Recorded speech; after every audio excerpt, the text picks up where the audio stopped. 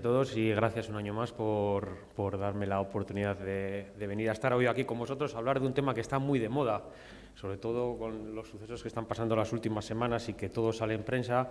El tema de la seguridad de las baterías es un tema que ahora mismo está muy de moda y es algo de lo que vamos a hablar durante los próximos 20-30 minutos. Lo primero y el primer mensaje que quería transmitiros es que las baterías que tienen los coches eléctricos, sobre todo los coches eléctricos, son muy seguras, o sea, muy seguras. A pesar de todo lo que vemos en los medios, a pesar de todas estas fotos de vehículos eléctricos que parece que arden espontáneamente, a pesar de todo lo que vemos en las redes sociales, las baterías del coche eléctrico son muy seguras. Las de los patinetes, si queréis, podemos hablar al final, me podéis preguntar, pero las de los coches eléctricos son muy seguras. Y os he traído algunos datos que, bueno, para que sean fiables hay que buscar en las estadísticas de años bastante antiguos, pero, por ejemplo, hacia mediados del 2018, el Tesla, que está tan de moda porque parece que arden solos, pues se habían vendido casi 350.000 unidades de coches Tesla en el mundo y tan solo se habían reportado 21 incendios en estos 350.000 unidades de coches vendidas. Otro dato que me parece muy significativo es Noruega. En Noruega, como sabéis, es el país que mayor índice de penetración tiene el vehículo eléctrico. El año pasado estuve mirando las estadísticas el fin de semana y casi el 100% de los vehículos que se vendieron en Noruega eran eléctricos. Vale, entonces ya empieza a haber datos que son muy fiables. Datos que vienen de diferentes compañías aseguradoras noruegas en las que se comparan el número, no de accidentes, estoy solamente comparando el número de incendios que se reportan. Pues como veis, en torno a 500 incendios que se reportan en las carreteras noruegas en las que hay involucrados diferentes tipos de vehículos, solamente entre un 2 y un 4% están involucrados vehículos eléctricos. El resto son vehículos de combustión normales. Y en muchos de estos casos tampoco está claro que la batería haya sido el desencadenante. Muchas veces los fallos se dan en otros elementos del sistema de tracción o incluso en vandalismo y la batería, pues como si ponemos un trozo de madera en un fuego y la batería acaba ardiendo. Pero no en todos estos casos la batería fue el desencadenante del incendio. Entonces, decir que las baterías arden, iba a decir falso, pero decir es tan poco acertado como decir que los aviones se estrellan. Los aviones vuelan y de vez en cuando hay accidentes, es cierto. Las baterías, lo mismo, se cargan y se descargan y de vez en cuando es cierto que hay accidentes y tenemos que minimizar todos los riesgos, y estoy completamente de acuerdo. Pero además, en el caso de las baterías, es que además sabemos por qué pasan. Por cuando hay accidentes, en la mayoría de los casos, sabemos cuáles son los desencadenantes y nos permiten tenerlos en cuenta a la hora de diseñar y de estar preparados para este tipo de eventos inesperados que muchas veces o que algunas veces o que de vez en cuando ocurren. Y todo pasa por controlar la temperatura, controlar de una forma ajustada, detallada y lo más precisa posible cuál es la temperatura dentro de nuestras baterías, ¿vale?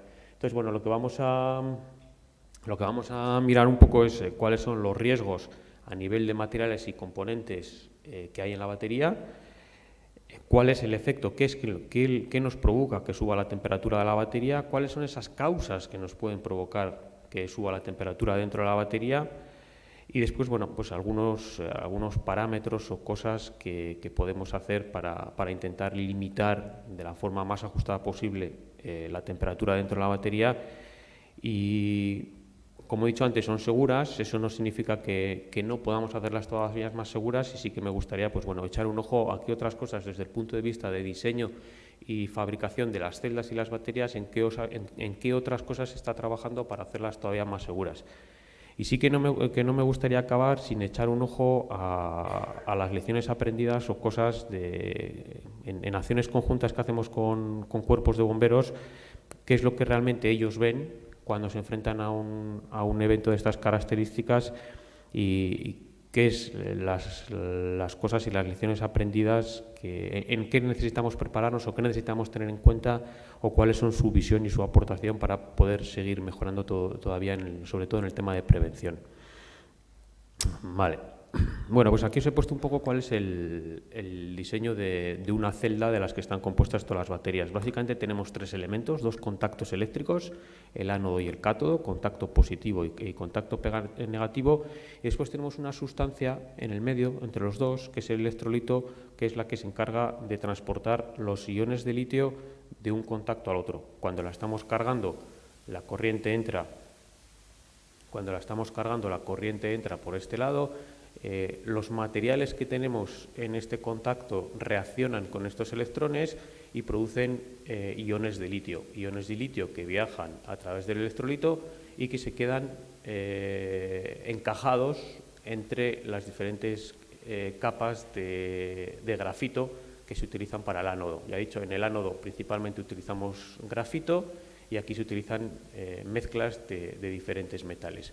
Cuando ya no caben más átomos o iones de litio en este ánodo, decimos que la batería está completamente cargada.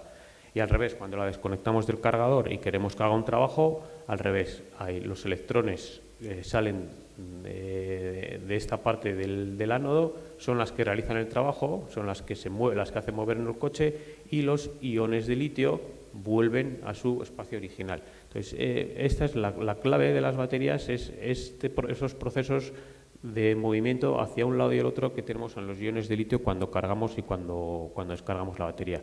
Y aquí lo que os he puesto es una lista de todos los materiales que se utilizan para la fabricación de las baterías. Vale, no significa que todos se utilicen en la misma. Por ejemplo, a nivel de cátodo no se utilizan todo esto. Depende de la química y de la batería, pues tendrán uno u otro. Los más habituales a día de hoy son las químicas de NMC y LFP. Y en la siguiente transparencia lo que he intentado reflejar es dónde están los riesgos, o dónde pueden estar los riesgos, o dónde están concentrados la mayor parte de los riesgos que nos podrían llegar a desencadenar un incendio en las baterías. Y el primero, como he comentado antes, es el electrolito. Es cierto que el electrolito tiene una mezcla de disolventes, en su mayoría orgánicos, y que estos son inflamables. Inflamables quiere decir que no arden espontáneamente. Inflamables quiere decir que en algunas condiciones, bajo ciertas condiciones, pueden coger fuego y actuar como combustible. La otra clave son, a medida que vamos cargando y descargando la batería, se van produciendo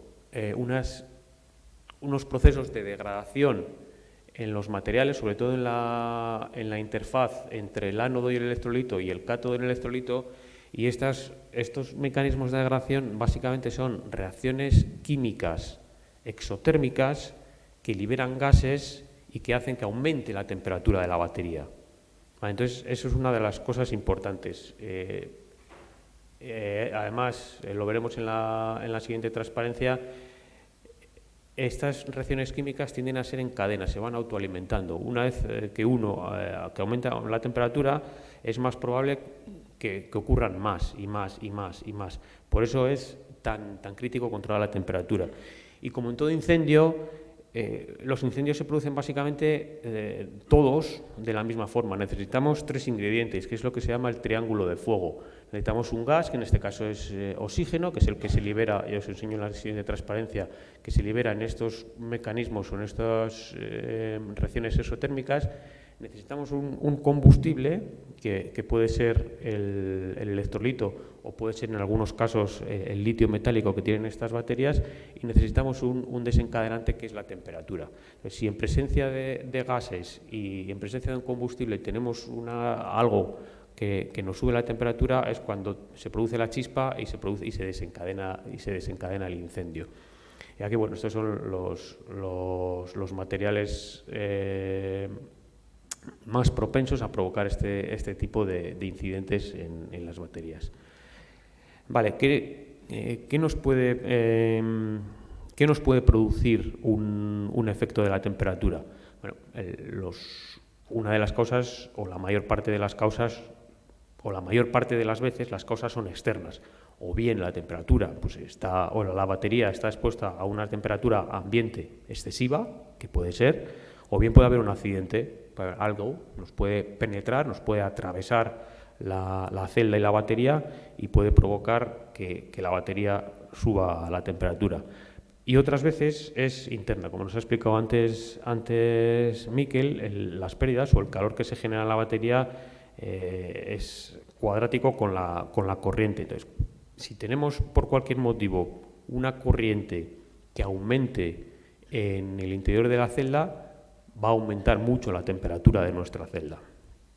Vale, a medida que aumenta, si por cualquier motivo esa temperatura aumenta, va a provocar, la corriente aumenta, perdón, la temperatura aumenta y va a desencadenar todas estas reacciones, no pretendo que los aprendáis de memoria, va a provocar todas estas reacciones exotérmicas a los dos lados de la batería ánodo y cátodo que, como hemos dicho anteriormente, provocan que siga subiendo todavía más la temperatura y que se vayan acumulando gases. Y una batería que en principio no tenía ningún riesgo se convierte en una bomba, como esto. Aquí tenemos una cantidad de gases almacenados a una presión muy grande. Ahí, en cualquier momento que haya una chispa, eso va a explotar y va a reventar. ¿Vale? Y los mecanismos por los que nos pueden o que nos puede, y entonces es lo que se produce el proceso de fuga térmica, ¿no? El thermal runaway, que una vez que llegamos a este límite es muy difícil pararlo. Una vez que hemos alcanzado esta temperatura crítica, y a veces pasa, es muy difícil pararlo. Ya es demasiado tarde. Por eso nos tenemos que centrar y nos tenemos que enfocar en impedir que suba la temperatura. ¿Y qué factores pueden provocar este proceso de fuga o embalatamiento térmico? Bueno, pues como antes, pueden ser externos. Si sometemos a la batería a unos protocolos de funcionamiento, unas condiciones de funcionamiento fuera de lo que nos aconseja el fabricante, y vamos a temas de sobrecarga, por ejemplo, os comentaré después cómo están protegidas las baterías. Esto es la teoría, pero después es cierto que las baterías vienen protegidas de una forma que es muy difícil que un usuario quiera hacer deliberadamente algo así. Pero bueno, si por cualquier motivo sobrecargamos la batería, puede pasar que empiecen a crecer las partículas de litio, se empiecen a acumular unas encima de otras y podamos llegar a tener un cortocircuito interno que haga que aumente mucho la corriente y que desencadene este tipo de situación. Si sobredescargamos la batería, pues puede pasar un poquito lo mismo. Uno de los materiales que se utilizan como colectores de corriente a uno de los lados de la batería es cobre. Si descargamos mucho la batería, esas partículas de cobre pueden acabar pasando al electrolito y puede provocar también puede incrementar la probabilidad de tener un cortocircuito eléctrico. Y después, bueno, podemos tener defectos en el diseño que haga que los separadores que ponemos en el medio, pues de alguna forma estén defectuosos y que mecánicamente se estén tocando el ánodo y el cátodo y que provoquen un cortocircuito. Eso también puede pasar. La más crítica de todas estas situaciones y en la que el usuario, por decirlo así, tiene un mayor margen de maniobra es lo que hablamos al principio, ¿no? Los temas de carga y sobrecarga. Y ese lo que le llamamos el crecimiento de dendritas. Cuando tenemos una batería, cuando acabamos de fabricar una celda por una batería, la celda no funciona.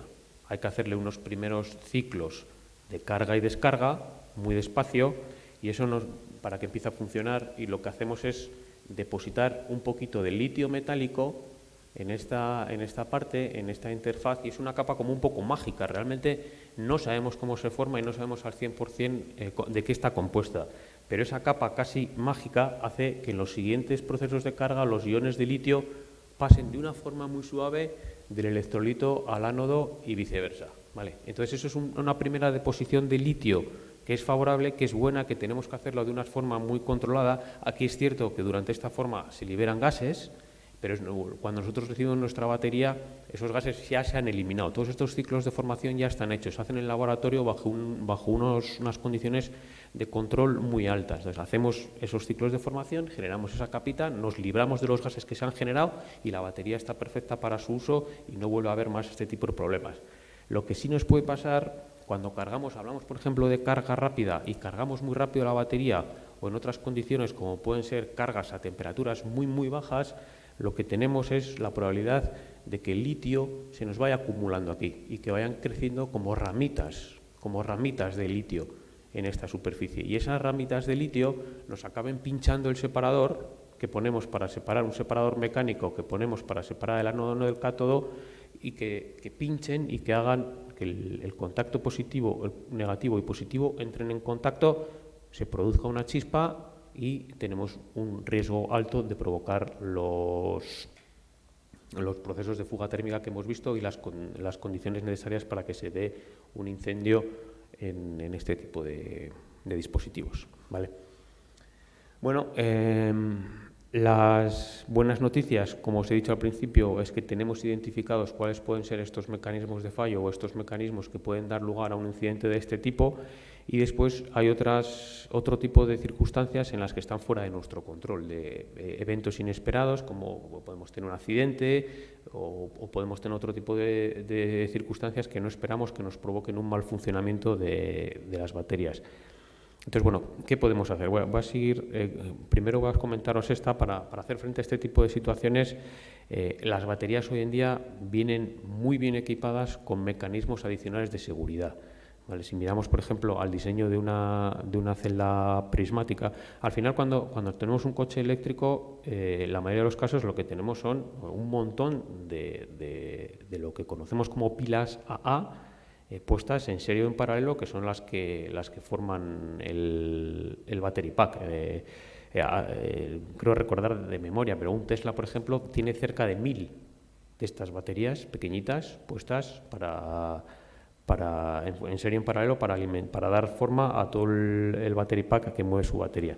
Bueno, todas estas celdas a nivel individual pues están equipadas con mecanismos adicionales, ¿vale? Tenemos dispositivos dispositivos y materiales que en cuanto ellos mismos detectan un incremento de corriente, cambian la resistividad y se vuelven aislantes y la celda deja de funcionar. O sea, están preparadas para tanto este tipo de materiales, los PTCs como los CIDs, son un tipo, los podemos denominar sensores que ante incrementos inesperados de temperatura aíslan la celda y la celda deja de funcionar, deja de pasar corriente y se convierte en segura. Vale. Y bueno, aparte de eso, después quizás nos comenten también qué es lo que podemos hacer a nivel de diseño de sistema. No solo está compuesto, cuando compramos una batería, no solamente tiene las celdas, sino que tiene una electrónica de control que nos asegura, mide el rango de temperatura de la celda de una forma muy exacta y hace compensaciones para asegurarse en todo momento que la temperatura de operación no se va a ir del rango. Vale, pero bueno, ¿qué otras cosas podemos hacer aparte? Bueno, pues está claro que podemos utilizar disolventes para ese electrolito, podemos utilizar disolventes que tengan un punto de inflamabilidad mayor, más alto. ¿Vale? En vez de utilizar los carbonatos, la mayoría de los compuestos que se utilizan a día de hoy son carbonatos, podemos utilizar otro tipo de materiales o mezcla de materiales en el que ese riesgo de que coja fuego o de que arda ese electrolito sea menor. Podemos jugar con el diseño de la celda, y es lo que os he puesto aquí, ¿no? La elección de los materiales. Al final, esos procesos de degradación que os he enseñado al principio tienen una temperatura, o se desencadenan a una cierta temperatura que está relacionada con los materiales que utilicemos. Aquí os la he puesto, ¿no? Las temperaturas a las que se empiezan a degradar los diferentes materiales, que coincide con las temperaturas a las que es más probable que tengamos esos riesgos de ignición o esos riesgos de fuga térmica. La mayoría de los coches, voy a decir, europeos, llevan baterías de NMC. NMC son aleaciones de níquel, manganeso y cobalto. Se utiliza el níquel y se utiliza el cobalto porque tienen la propiedad de acumular más carga. Cuando queremos aumentar la densidad energética, cuando queremos aumentar la autonomía de nuestro coche eléctrico, este tipo de materiales nos permite incrementar la autonomía.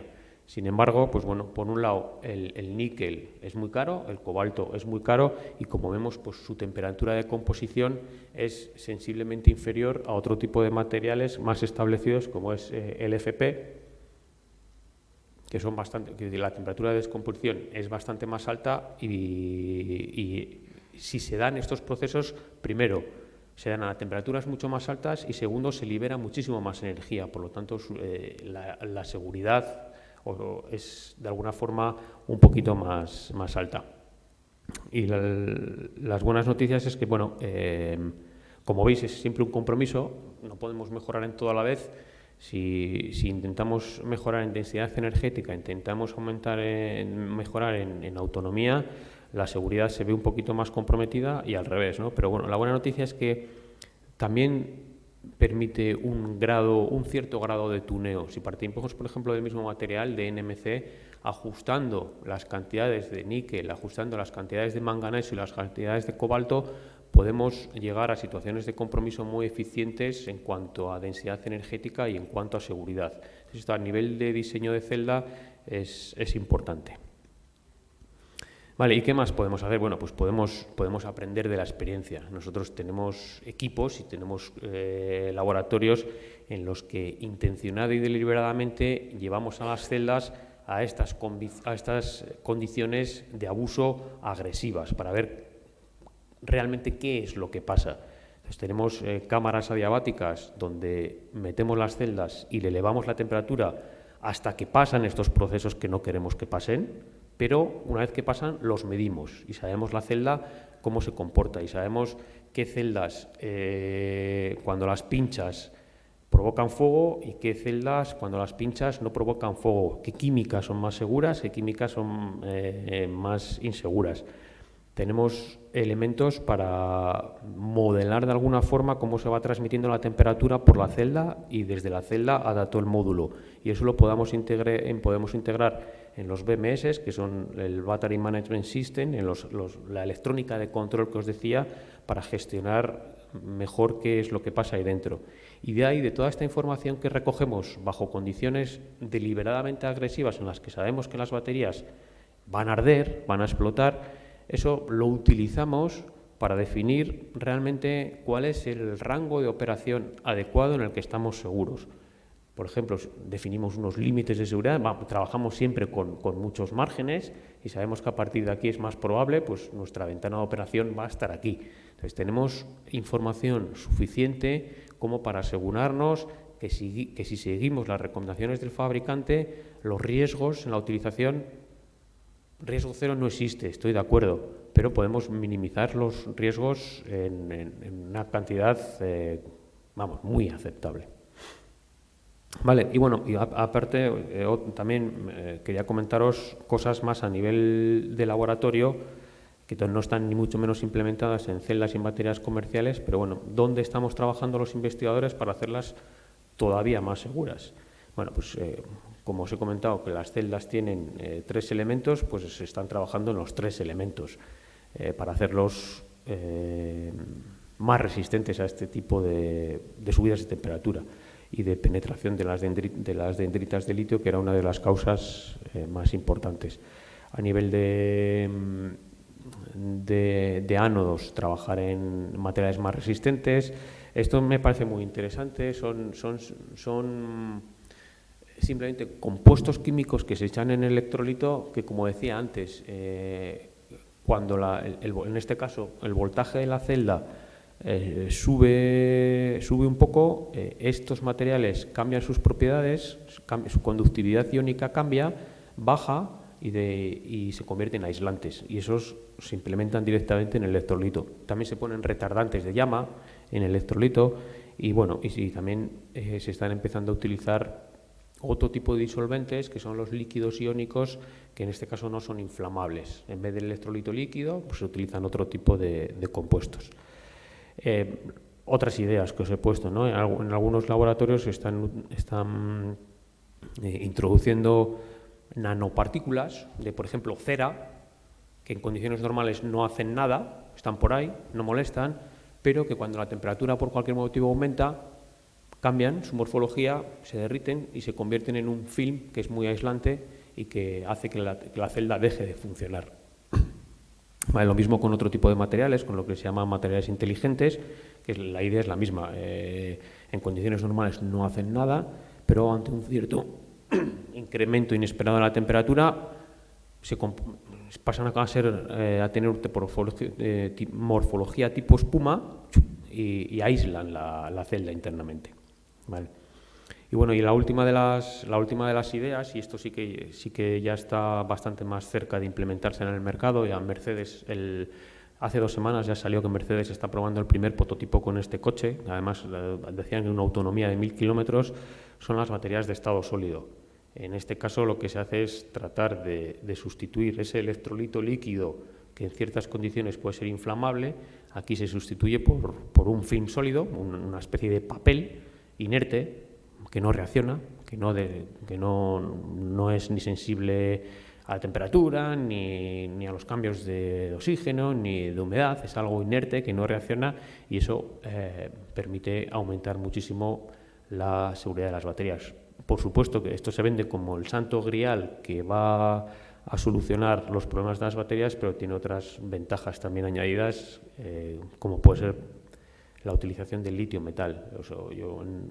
Cuando se enseñó el diseño de las celdas, uno de los electrodos, el ánodo, era grafito. En este tipo de celdas, para aprovechar precisamente esa capacidad o esa densidad energética mayor que pueden dar este tipo de celdas, utilizan litio metal, y la utilización de litio metal desde el punto de vista de seguridad es un riesgo que hay que tener en cuenta.